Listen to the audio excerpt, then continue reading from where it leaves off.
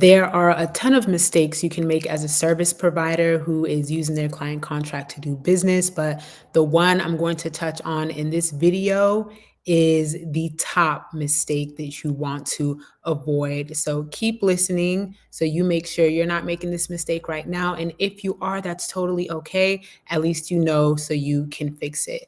My name is Liku Amadi, founder and attorney of Anasa Law Firm, where I work with consultants, coaches, and expert service providers to help them establish a solid legal foundation for business. And one of the main things I talk about is client contracts. Why? Because your clients are your money makers, right? You need them to bring in revenue, and you, as a service provider, it is your responsibility to have a client contract that you give your client so that the both of you are agreeing to be on the same page. You lay down the rules, the boundaries, the expectations, and most of all, you explain what you're going to do for them in exchange for them investing in you.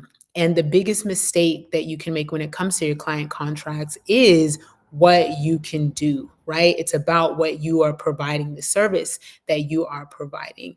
And if your service does not align with your client contract, you are making the biggest mistake. You're making the biggest mistake. The reason why is because your client contract is supposed to be that piece that brings you and your client together, right? And its primary purpose is to protect you. That's why we want contracts in place, right? Because we want to make sure we're protected. We want to make sure we don't get sued. Somebody's giving us 5, 10, 15, 25, $50,000 to execute a service. We want to make sure we secure the bag and keep the bag secured, right? We don't want to give up that money. We don't want disputes. We don't want potential lawsuits. We don't want any trouble, which is why people want to have contracts in place in the first place, is to avoid trouble, is to stay protected. However, your contract cannot protect you if it doesn't align with your service. Your contract cannot protect you if it doesn't take into consideration the actual thing that you're doing, right? And this may sound like a no brainer, but so many service providers make the mistake of using a contract that has not been aligned with their service. And what that means is their service and what they do in their service has not been taken into consideration so that the contract terms can protect whatever it is that you're doing, right? That's what I mean by align.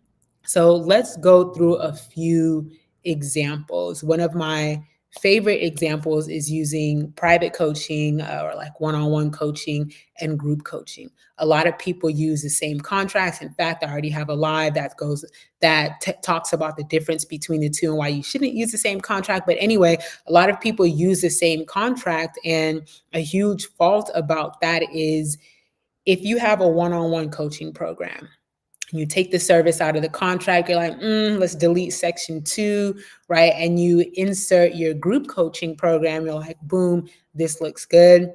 It does not look good because you cannot be sure whether your contract is ready to serve and protect you for that group coaching program that you have the way that it would for the one-on-one agreement. Why? Because it's not in alignment. The confidentiality, for example, that you would talk about in your contract when it comes to you and one other client is completely different than the confidentiality that you would have in your contract when it comes to you facilitating a group of clients, right?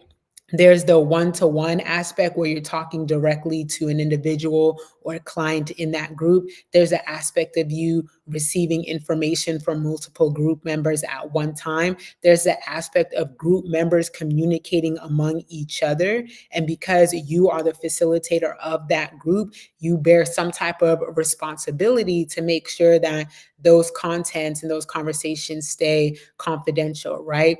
There's an aspect of them discussing sensitive information, intellectual property, things that should be covered under NDAs, right? And again, you are facilitating. So there are extra levels of confidentiality when it comes to doing a group program versus one-on-one.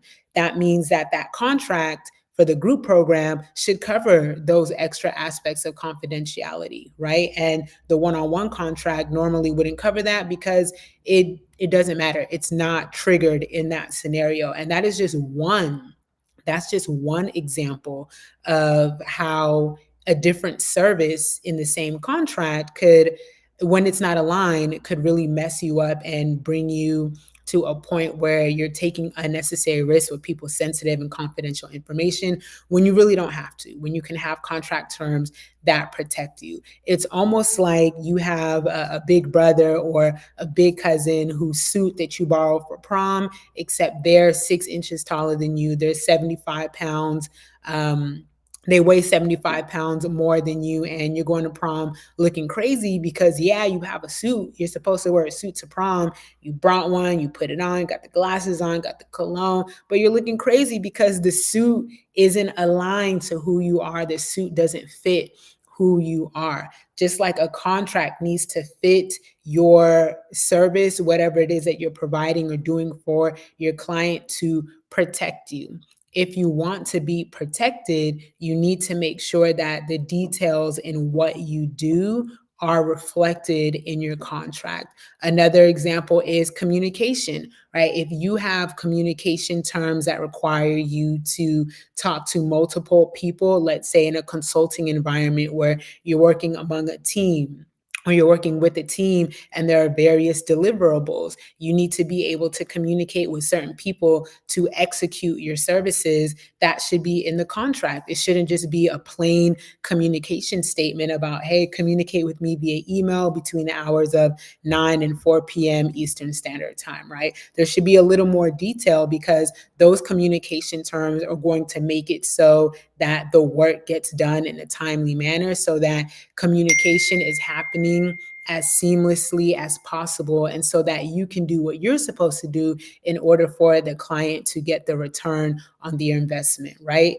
You need to be able to align your contract terms with your services. When you don't, it opens you up to risk. If you don't have a way to manage those multiple lanes of communication and the work isn't getting done on time, the consulting project is being delayed, there's consistent miscommunications, that impacts the quality of the service, and that could impact deadlines or other detrimental aspects related to whatever it is, whatever service it is that you are providing. If you don't have confidentiality terms that reflect the group coaching component versus just the one-on-one coaching component and the services that you offer, you open your business up to risk when it comes to keeping people's information confidential, when it comes to intellectual property protection, when it comes to just facilitating communications among various other individuals who represent other businesses, right? You want to make sure your contract terms are in alignment with the service you are providing. It doesn't help you to just have any old contract. It doesn't help you to just copy and paste a confidentiality clause from over here, or an intellectual property clause from over there, a dispute resolution clause from over there, an arbitration clause from over there, a payment plan clause from someone else, right? That doesn't help you if it doesn't reflect what you're doing, if it doesn't fit your services and how you facilitate your services. It doesn't help you to just use a colleague's contract and substitute things in and out. I totally get it. You're trying to make sure you have a contract in place. You're trying to make sure you are doing the right thing. You're savvy enough as a business owner to know that you can't keep going into client relationships without a good contract. So you're trying to create one that protects you. And that is amazing. Kudos to you. The reality is that you need to make sure it's protecting you, and you can't do that without your contract terms being in alignment with that service. Are y'all picking up what I'm putting down? If you have a client contract that is in alignment with your services, it has been reviewed by an attorney, you have taken time to talk about what you do and make sure it's reflected in your terms, that is amazing. Continue to review your contract as you update your services, as you update and change things in your business. You always want to make sure your contract is updated with that. If you are not on that page and you've been using a contract that's been pieced together, or something that you've grabbed from Google, or a template that's outdated, or something maybe you got from an attorney a while ago, and your services and your business have changed since then you want to talk to me, you want to talk to another attorney, so you can ensure that your services are in alignment with those terms. Because again, if you have a contract in place, it's more than likely that you put it in place because you want it to protect you, and it is not protecting you if you are making the number one mistake, which is not having your contract terms in alignment with your services. Somewhere in these comments or in this content, I'm going to leave a link where I talk about 7 other client contract mistakes that you want to avoid, mistakes that put your business at risk unnecessarily, but more importantly, how you can fix those mistakes. Because the first step is being aware of what you even have going on in your contract. And the second step is making sure that you do something to fix those things, so that when you go out there and get more clients, when you go out there and get more money, when you get more business, when your business starts to boom the way you want it to, you want to feel confident and secure that that main contract that you need to secure relationships with your clients is intact and actually protects you. That is what I have for y'all today. Check out the complimentary resource, and make sure you get your ducks in a row when it comes to your client contracts. Talk to y'all later.